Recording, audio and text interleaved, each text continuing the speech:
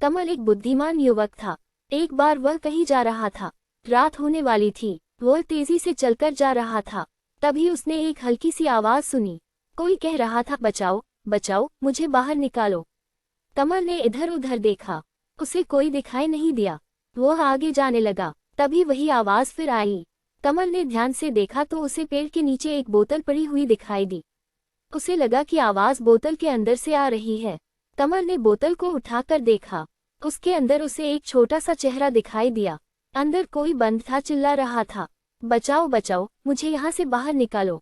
कमल ने बोतल का ढक्कन खोल दिया।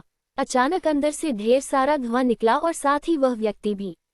बाहर निकलते ही उसका आकार बहुत बड़ा हो गया। उसने कमल से कहा, मैं एक जिन हूँ। एक दुष्ट जादूगर ने उसे इस बोतल में बंद कर दिया था।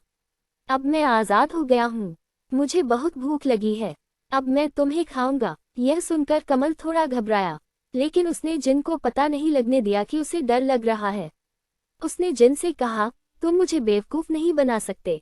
जरा अपना आकार तो देखो, और यह बोतल देखो। तुम इतने बड़े होकर इस बोतल के अंदर भला कैसे आ सकते हो? तुम झूठ बोल रहे हो। यह सुनकर जिन को गुस्सा आ गया। वह बोला, जिन कभी झूठ नहीं बोलते। तुम्हें मेरी बात पर विश्वास नहीं है न? ठीक है, मैं तुम्हें दिखाता हूँ कि मैं इस बोतल के अंदर जा सकता हूँ। ऐसा कहकर उसने अपना आकार छोटा किया और धुआं बनकर बोतल के अंदर चला गया। कमल तो यही चाहता था। उसने झट से बोतल का ढक्कन वापस लगा दिया। फिर कमल उस जिन से बोला, मैं जान गया हूँ कि जिन झूठ नहीं बोलते, लेकिन थोड़े बेवकूफ़ जरूर होते हैं। अब तुम यही रहो, इसी बोतल के अंदर। कमल ने वह बोतल एक पत्थर से बांधी और समुद्र में फेंक दी। भारी पत्थर से बंधी होने के कारण बोतल पानी में डूब गई और साथ ही जिन भी। एक बात तो तुम समझ गए होगे कि मुसीबत के समय घबराने से कुछ हल नहीं होता।